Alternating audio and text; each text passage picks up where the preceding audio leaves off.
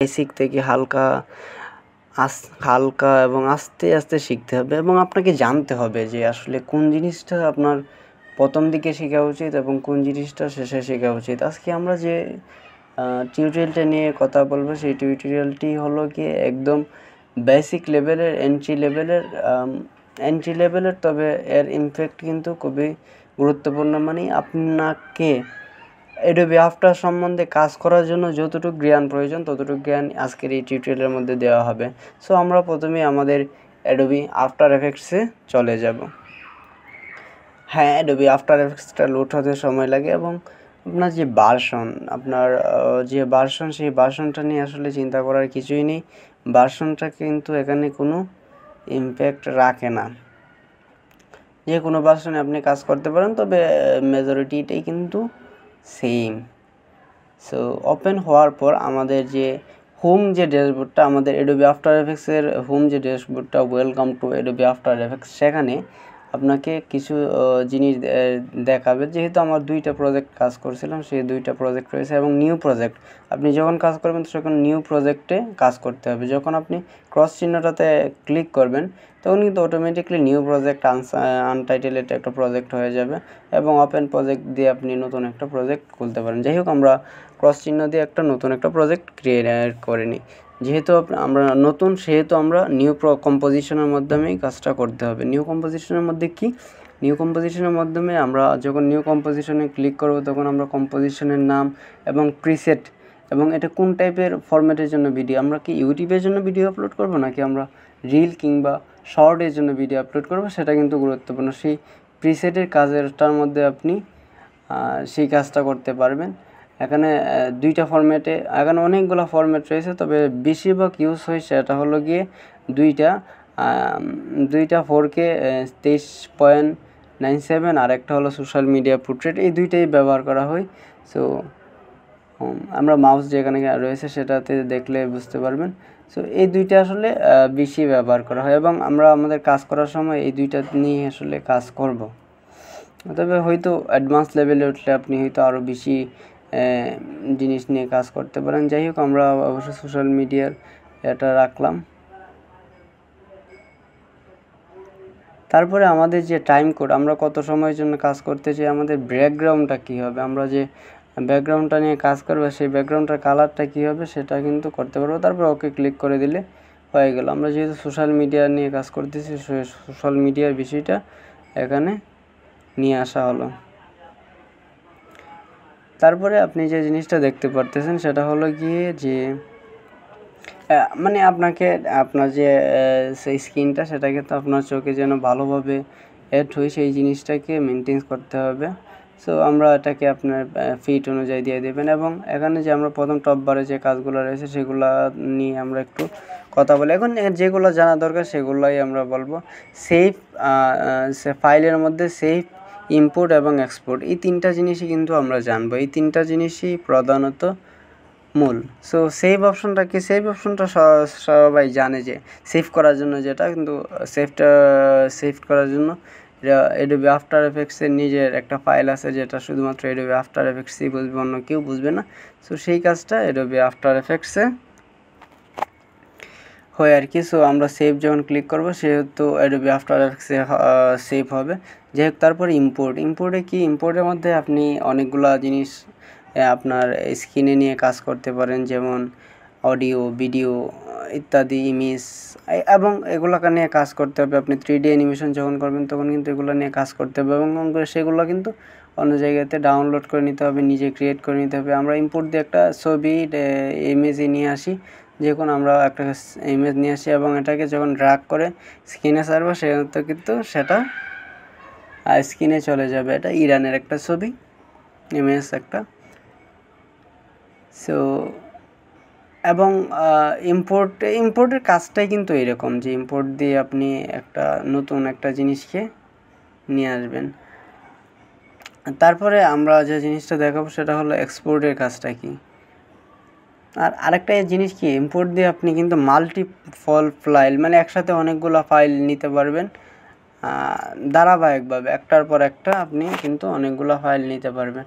তারপরে আছে export. So আমরা যেহেতু কাজ করতেছি একটা ভিডিও বানাবো, সো ভিডিওর ফরম্যাটটা কি, আসলে আমাদের ইউটিউব অথবা সাধারণ যে মিডিয়া প্লেয়ারগুলো এগুলো প্লে করার জন্য আমাদের MP4 ভিডিও লাগে। সো MP4 ভিডিওটা করার জন্য আমাদেরকে ইম্পোর্ট অপশন থেকে কি করতে হবে,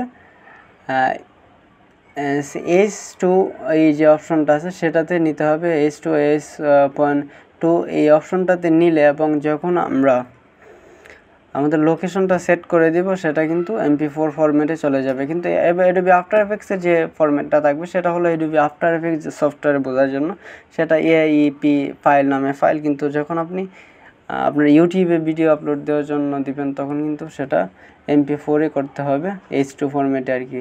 সো আমরা যখন এক্সপোর্ট দিয়ে সেভ দিয়ে রেন্ডারে ক্লিক করব তখন কিন্তু সেটা অটোমেটিকলি রেন্ডার হয়ে যাবে। রেন্ডার হয়ে গেলে আপনার সেটাকে আপনার মিডিয়া প্লে করতে পারবে, এমনি কিন্তু মিডিয়া প্লে করতে পারবে না। তারপরে এডিট অপশনে কাজটা এখন আপাতত দরকার নেই।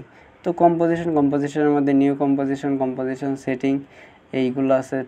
প্রিভিউটা যখন আমরা একটা ফরম্যাট করব তখন প্রিভিউর কাজটা দেখাতে পারবো। প্রিভিউতে আপনি আপনার কিবোর্ডের ব্যাক স্পেস দিয়ে আপনি কাজ করতে পারবেন, কোনো সমস্যা নাই। যেহেতু আমরা এখানে কোনো কিছু করার নাই সেহেতু আমরা প্রিভিউ দিয়ে কাজটা আর করা লাভ নাই। সো তারপরে আসে সেটা আসলে গিয়ে লেয়ার, এবং লেয়ারের কাজটাই সবচেয়ে বেশি হয়।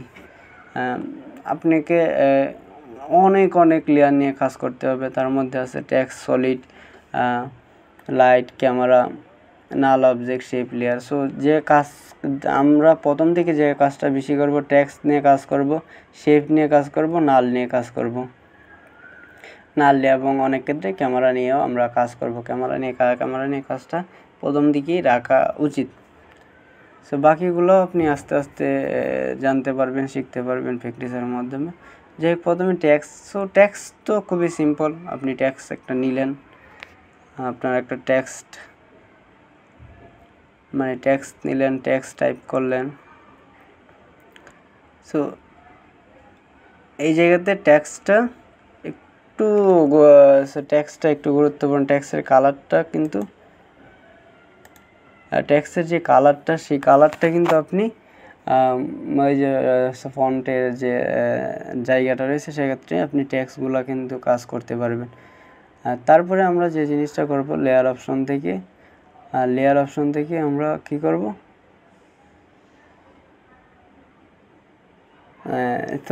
আমরা শেপ লেয়ার নিয়ে কাজ করব। আসলে যে কথাটা বলতে চাই, শেপ লেয়ারের কাজটাই বেশি। এখানে শেপ লেয়ার দিয়ে মানে আপনার ডকুমেন্টগুলো একটা শেপ তৈরি করতে চান আপনি Adobe আফটার এফেক্টস আপনার মতো করে, সেক্ষেত্রে আপনি কিন্তু শেপ লেয়ারটাই কিন্তু ব্যবহার করবেন। সো আমরা যখন শেপ লেয়ার নিয়ে একটা নিলাম, রেক্টেঙ্গুলার নিলাম, আয়তক্ষেত্র নিলাম, সো আমরা নতুন একটা ফরম্যাটে এটা নিয়ে নিলে হয়তো একটু বুঝতে আমাদের খুবই সুবিধা হবে।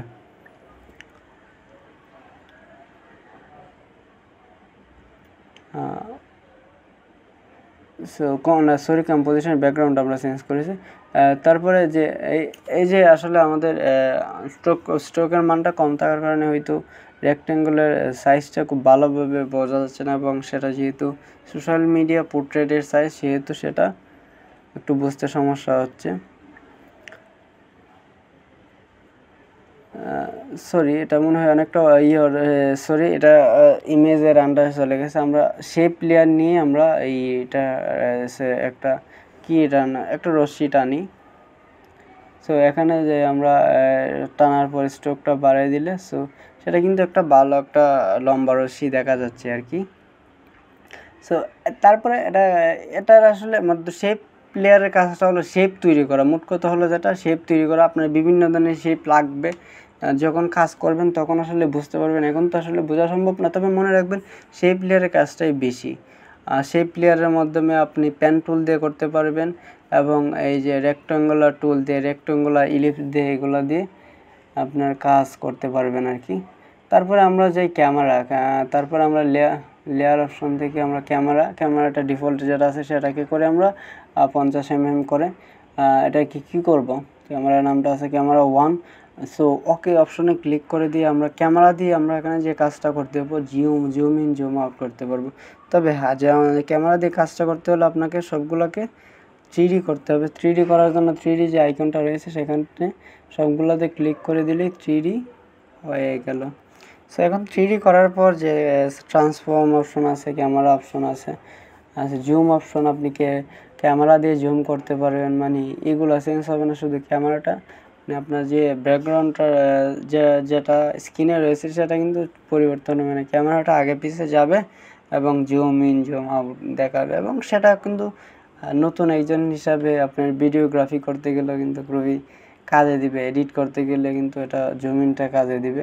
এবং বিভিন্ন অপশন, চেঞ্জেবল অপশন যেগুলো আছে সেগুলোতে আপনি কিন্তু কাজ করতে পারবেন। সো আই থিঙ্ক এটি আপনি যখন প্র্যাকটিস করবেন তখন আসলে আপনিও বুঝবেন ক্যামেরাগুলো কোথায় দিয়ে কোন দিকে মুভ হচ্ছে, কোন দিকে X option, Y option, Z অপশনের মুভগুলো কিন্তু আপনিও খুবই ভালোভাবে বুঝতে পারবেন। সো এগুলো আশা করি তেমন একটা সমস্যা হবে না। তারপরে আমরা লেয়ার অপশনতে আরেকটা অপশনে যেটা কাজ সেটা হলো নাল অবজেক্ট। নাল অবজেক্টের কাজটা একটু অ্যাডভান্স, তারপরে আশা করি পারবেন। এটা মানে নাল অবজেক্টটা কি, ধরেন অনেকগুলো লেয়ার আছে, সেই লেয়ারটাকে একটা লেয়ারের মধ্যে কাজ করে, মানে এই লেয়ার অনুযায়ী যেন এগুলো কাজ করে সেটাকে নাল অবজেক্ট করে দিবে, মানে সবগুলোর বস আর কি। এই লেয়ার এইভাবে বলবে, সো বাকি লেয়ারগুলো কাজটা এইভাবে করবে। কম্পোজিশন নিয়ে আমরা এটা বোঝানোর চেষ্টা করি এবং সেটাকে ইউটিউবে ফরম্যাটে নিয়ে আমরা কাজটা করি। এবং গ্রিডটা দিয়ে দেবেন, গ্রিডটা দিয়ে এডিটের সময় গ্রিডগুলো দিয়ে দিলে আপনার মেজারমেন্টটা হবে। সো শেপ লেয়ারের মধ্যে কয়েকটা লেয়ার আমরা তৈরি করি। সো শেপ লেয়ারের মধ্যে অটোমেটিকলি আমরা যখন একটার পর আরেকটা শেপ নেব এবং মাউসটাকে অন্য জায়গাতে ক্লিক করে রাখবো, তখন কিন্তু অটোমেটিকলি শেপ লেয়ার তৈরি হয়ে যাবে, আমাদের আসলে কিছুই করা লাগবে না। সো আমরা 4টা শেপ লেয়ার নিয়েছি। সো 4টা শেপ লেয়ার নেওয়ার পর আমরা যে কাজটা করব সেটা হলো গিয়ে এই 4টা যেন একই ফরম্যাটে, এগুলোর কিন্তু বিভিন্ন সাইজ, বিভিন্ন অবস্থান কিন্তু যেন একই ফরম্যাটে কাজ করে, সেই জিনিসটা কিন্তু সেই কাজটা করবে নাল অবজেক্ট। সো নাল অবজেক্টে কীভাবে কাজ করে, যেমন ধরেন পরিবারের যিনি কর্তা তার কথায় যেমন সবাই চলে, নাল অবজেক্টের কথা সবাই চলবে, সবাই যে সাইজ আছে সেই সাইজ অনুযায়ী বড় ছোটো হবে। সো সেই জিনিসটা নাল অবজেক্ট করে এবং সবগুলোকে প্যারেন্টিং করে দিতে হবে নাল অবজেক্টের সাথে। তো তারপর নাল অবজেক্টে গিয়ে যে ট্রান্সফার অপশন আছে, ট্রান্সফার অপশনে কাজগুলো করতে পারে। এবং ট্রান্সফার অপশনে এই পাশেই দেখতে পাচ্ছেন বিভিন্ন ধরনের টাইম কোডের মতো, এগুলোকে বলা হয় কিফ্রেম। এইগুলোর মধ্যে আসলে কাজগুলো হবে আর কি। যেহেতু আমরা পজিশন নিয়ে কাজ করতেছি, আপনি কিফ্রেমগুলো প্রথমে দিলেন, তারপর অটোমেটিকলি যখন প্রথমটা দিলেন তারপরেরটা কিন্তু অটোমেটিকলি আপনি মানটা চেঞ্জ করলে হয়ে যাবে আর কি। সো এখানে পজিশন স্কেল যে একটা লেয়ার যে 4টা লেয়ারের কাজ করতে পারে, অসংখ্য লেয়ারের কাজ করতে পারে, বড় বড় প্রজেক্টে আরও বেশি কাজ থাকে। সো সেই কাজগুলো কিন্তু এই আমাদের এই যে লেয়ার সে কাজটা করবে আর কি। সো নাল অবজেক্টে কাজটা করবে এবং নাল অবজেক্টের খুবই প্রয়োজনীয়তা অবশ্যই রয়েছে এবং সেটার প্রয়োজনীয়তা কিন্তু অনেক সেটা বোঝানো যাবে না। দেখুন এখানে প্রত্যেকটা কাজই কিন্তু আমরা নাল অবজেক্টে দিয়ে আসলে করা সম্ভব। মানে নাল অবজেক্ট দিয়ে ধরেন প্রত্যেকটাকে লেয়ার আর কি আমরা আলাদাভাবে কাজ না করে কিন্তু এককভাবে মানে আমরা কিন্তু কাজটা করতে সক্ষম হয়েছি। সো এই আর কি, এটাই আসলে বিষয়। তারপরে আমাদের যে কাজটা সেটা হলো কি যে এফেক্ট আছে। আসলে আমরা অ্যাডোবি আফটার এফেক্টসে আসলে এফেক্টের কাজই বেশি, মানে এফেক্টের জন্যই তো আসলে অ্যাডোবি আফটার এফেক্টস করা হয়। আর উইন্ডোটা হলো গিয়ে আপনার কোনো কিছু হারিয়ে গেলে এখান থেকে খুঁজে বের করা যাবে আর কি। উইন্ডোতে আপনি বিভিন্ন সময় বিভিন্ন কাজ করতে গেলেন, একটা অপশন ধরেন প্রিভিউ অপশনটা হারিয়ে গেল, অ্যালাইন অপশনটা হারিয়ে গেল, তখন যখন দিবেন তখন আপনি সাইডে কিন্তু সেগুলো চলে আসবে, অথবা যে জায়গা থেকে হারিয়ে গেছে সেই জায়গাতে সেটা চলে আসবে। সো এই জিনিসটা।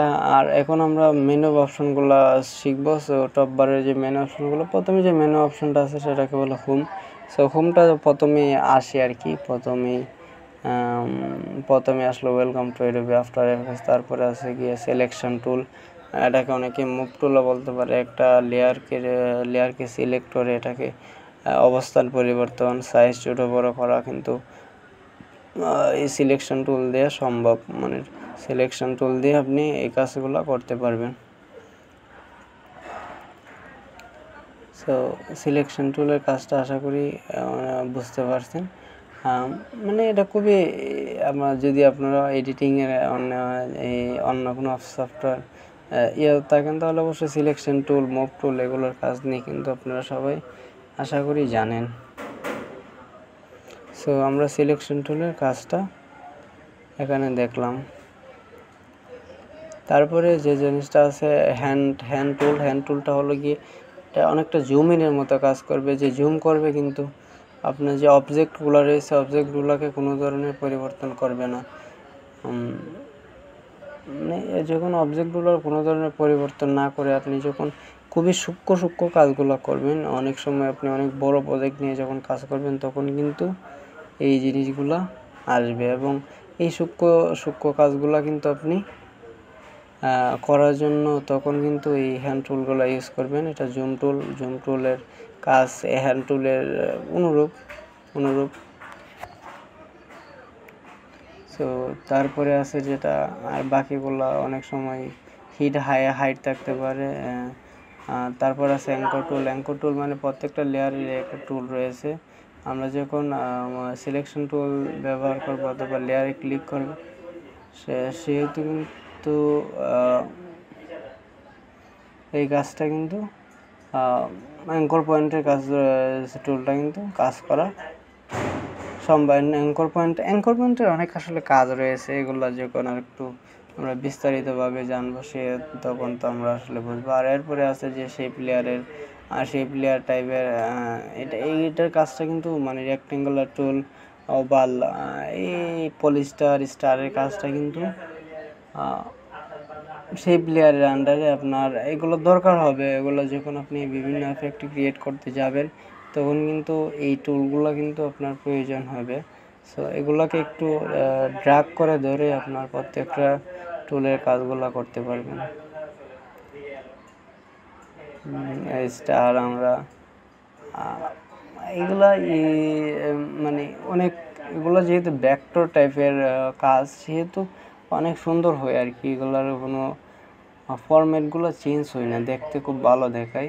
তারপর আছে পেন টুল দিয়ে তো এখানে কয়েকটা আছে যেগুলো আপনি এর বাইরে কাজ করতে পারবেন না, কিন্তু পেন টুল দিয়ে যখন আপনি কাজ করবেন তখন কিন্তু জিনিসটা এমন যে পেন টুল দিয়ে আপনি আপনার মতো করে শেপ তৈরি করতে পারবেন, কোনো সমস্যা নেই। মানে আপনি যে ধরনের শেপ তৈরি করতে চান সেইটা তৈরি করতে পারবেন। অবশ্য যত দিন যাবে ততই দেখবেন আপনার স্কিল দক্ষতা বৃদ্ধি পাবে এবং তখন কিন্তু আপনি আপনার নতুন নিজের মতো করে শেপগুলো তৈরি করবেন।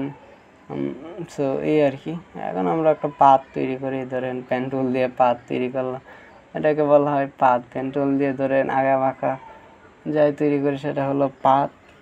তো এই পাতগুলো তৈরি করা খুবই সিম্পল। আপনি একটা পয়েন্ট থেকে আর একটা পয়েন্টে যাবেন। তারপরে আছে গিয়ে টেক্সট টুলটার কাজ তো সবাই জানে যে টেক্সট নিয়ে কাজ করে। আর আমরা টেক্সট ফরম্যাটিং থেকে আপনি এগুলোর কালার চেঞ্জ করতে পারবেন, সাইজ ছোটো বড়ো করতে পারবেন। অবশ্যই সিলেকশন টুলে এটাকে সিলেক্ট করেই করতে পারবেন আর কি, স্ট্রোক দিতে পারবেন। তারপরে যে বাকি যে টুলগুলো রয়েছে সেই টুলগুলো অবশ্য কাজের, কিন্তু এগুলো আসলে তেমন একটা খুব বেশি কাজে লাগে না আর কি। সো এই আর কি। তারপরে আমরা যে জিনিসটা করবো এখন, আসলে আমরা যে দুইটা করলাম এই দুইটা দিয়ে একটা সিম্পল একটা প্রজেক্ট করবো এবং এই সিম্পল প্রজেক্টটা করার মাধ্যমে আমরা আজকের মতো টিউটোরিয়ালটি শেষ করব। এবং কোন কাজ আসলে আপনাদের প্রয়োজন সেই জিনিসটা আমাদের কমেন্টে যদি জানান তাহলে কিন্তু আমরা খুব ভালোভাবে অনুমান করতে পারবো যে এই কাজগুলোর উপর এই কাজগুলো শিখতে চাচ্ছে লার্নাররা শিখতে চাচ্ছে। সো যাই হোক, আমরা আমরা একটা পাথ করছি, এই পাথটাকে একটা অ্যানিমেশন করব, এফেক্ট তৈরি করব। সো সেটা কীভাবে করব, সেটা করার জন্য আমাদেরকে একটা কাজ করতে হবে। এই যে শেপ লেয়ারের আন্ডারে একটা ওভাল নিতে হবে, মানে একটা বৃত্ত নিতে হবে, এবং বৃত্তটা যেন এটা পুরোটা দিয়ে মুভ করে। ইলিপস যাকে বলা হয়, ইলিপস, এই আফটার এফেক্টসের ভাষা একটা ইলিপস দিলাম, শিফট টুল দিয়ে ক্লিক করে যদি করতাম আরও ভালো হতো। আর উপরে যে দেখতে পাচ্ছেন ফিল অপশনটা দিলে কিন্তু সেটা যে ভিতরে যে খালি দেখা যাচ্ছে সেটা কিন্তু রঙে পূর্ণ হয়ে যেত। যাই হোক, আমি এটা এখন অবশ্য যা কাজটা করতে সেটাই করি। তো এখানে এই যে অপশনটার মধ্যে রয়েছে যে আমরা পাথটাকে কপি করে সেটার পজিশনে, ইলিপসের পজিশনে পেস্ট করে দিয়েছি। সো এটাই আসলে কাজ। তারপরে একটু দূর গেল, এখন দেখুন আসলে ইলিপসটা কিন্তু কী করতেছে, কাজ করতেছে। সো আমরা যদি একটু দীর্ঘ সময় নিয়ে কাজটা করতে চাই তাহলে কিন্তু খুবই সম্ভব। সো আস্তে আস্তে হচ্ছে। আমরা যেহেতু একটু তাড়াহুড়োর মধ্যে করেছি, যেহেতু অতটা সুন্দর হয়নি। আপনি টেক্সটটাকেও এরকম করতে পারেন। টেক্সটের মতো অনেক টাইপের অ্যানিমেশন আছে, অনেক টাইপের এফেক্ট আছে, সেগুলো কিন্তু দিতে পারবেন। সো টেক্সটের আরেকটা জিনিস মার্কস। সো মার্কসেরটা পরে বলা হবে, তবে মার্কসটা হলো কি, মার্কসের কাজটা খুবই গুরুত্বপূর্ণ। মার্কস দিয়ে আপনার ধরেন উপরতে টেক্সটটা আসলো, সেইটা টেক্সটটা মানে এই বৃত্তটার মধ্যে রইল, সেই জিনিসটাই এই মার্কসের মার্কস কাজ করবে আর কি এই ফরম্যাটে। সো আমরা মার্কসের মধ্যে একটা করি, শেপ তৈরি করি, মানে এইরকমই আর কি, শেপের মতো তৈরি করি টেক্সট শেপের আন্ডারে। তারপরে টেক্সট থেকে পাথ অপশনটা সিলেক্ট করে আমরা এই যে পাথ আছে মার্কস 2টা দিয়ে দিলে কিন্তু দেখবেন টেক্সটের পজিশনটা চেঞ্জ করে আমাদের যে পাথটা সেটা চলে গেছে। সো তারপরে এখানে যে অ্যানিমেশন আছে, অ্যানিমেশনে ক্লিক করে আপনি পজিশন, স্কেল, বড় ছোটো অনেক ধরনের কাজ করতে পারেন। এগুলো আপনি দেখে নেবেন। এগুলোতে আসলে এগুলো নিজেরা একটু শিখলে ভালো হয় আর কি। সবগুলো আসলে আপনাকে দেখালে নিজের মতো করে শিখবেন কি। সো পজিশনটাকে দিয়ে আমরা কিফ্রেমটা বলে, আবারও বলি, কিফ্রেমটা হলো খুবই গুরুত্বপূর্ণ। প্রথমে যখন স্টার অপশনটাতে কিফ্রেম নেবেন, তারপরে আপনি মানটা যখন নেবেন তখন অটোমেটিকলি কিফ্রেম চলে আসবে আর কি। সো তারপরে কিন্তু আর কিফ্রেম নেওয়ার প্রয়োজন হয় না। তারপরে এখানে ক্লিক করে মানটা চেঞ্জ করে কিন্তু আপনি কাজটা করতে পারেন। যাই হোক, আমরা নর্মাল একটা অ্যানিমেশন করছি। সো খুব বেশি অ্যাডভান্স লেভেলের অ্যানিমেশন না, একটু স্ক্রিনটা একটু মনে হচ্ছে ছোটো দেখাচ্ছে। সো এখন আমরা আরেকটা কাজ করতে পারি। ধরেন এই যে এখন কি এটা কিন্তু থেমে গেল, কিন্তু আমরা এমন করতে পারি যে এটা আর কখনো থামবে না, আনলিমিটেড চলতে হবে। আমাদের মোবাইল ল্যাপটপ যতক্ষণ আমরা রান করাবো ততক্ষণ এই কাজটা করতে পারি। সো সেটাকে বলে লুপ অপশন। আপনি যদি লুপ অপশনটা কি ধারাবাহিকভাবে এই ধারাবাহিকতা মেনটেন করবে এবং এইভাবেই আসলে কাজটা যাবে। সো তার জন্য কী করতে হবে, আমাদের আল্টে ক্লিক করে, ধরেন আপনি যদি টেক্সটের কাজটা প্রথম করি, তো পজিশনের মধ্যে আল্টে ক্লিক করে মাউসের মধ্যে লেফট ক্লিক করে একসাথে ধরে কিন্তু ক্লিক করে আমরা যখন লুপ আউটের পরে এর মধ্যে যে এটা আছে সেটাখানে সাইকেল লিখে দিই, তাহলে কিন্তু অটোমেটিকলি এটা নন স্টপেবল মুভ করবে, মানে থামবে না আর কখনো। আমরা ট্যাক্সে করছি কিন্তু এটাতে করিনি, পাতে করিনি। সো দেখুন ট্যাক্সে কিন্তু মুভ করতেছে, পাতে থেমে গেল, ট্যাক্স কিন্তু মুভ করতেছে। হয়তো আপনার অনেক সময় এটা কাজে আসবে। তো আমরা কিন্তু এটা কিন্তু ওইটার ক্ষেত্রেও করতে পারি। সেম অপশনে পজিশনের মধ্যে গিয়ে আমরা লুপ আউট সাইকেল দিয়ে দিলেই কিন্তু কাজটা হয়ে যাবে। আশা করি এই ধরনের অনেক প্রজেক্ট আমরা আসলে করবো। সো আমাদের সাথেই থাকবেন, আমাদেরকে উৎসাহ উদ্দীপনা দিয়ে সহযোগিতা করবেন। ভালো থাকবেন, সুস্থ থাকবেন। আর আপনার কোন জায়গায় প্রয়োজনতা রয়েছে, দুর্বলতা রয়েছে, তা আমাদের কমেন্টের মধ্যে জানান, আমরা সমাধানের সর্বোচ্চ চেষ্টা করব। ধন্যবাদ। ভালো থাকবেন, সুস্থ থাকবেন, আমার জন্য দোয়া করবেন, আমি আপনাদের জন্য দোয়া করি। আল্লাহ হাফেজ।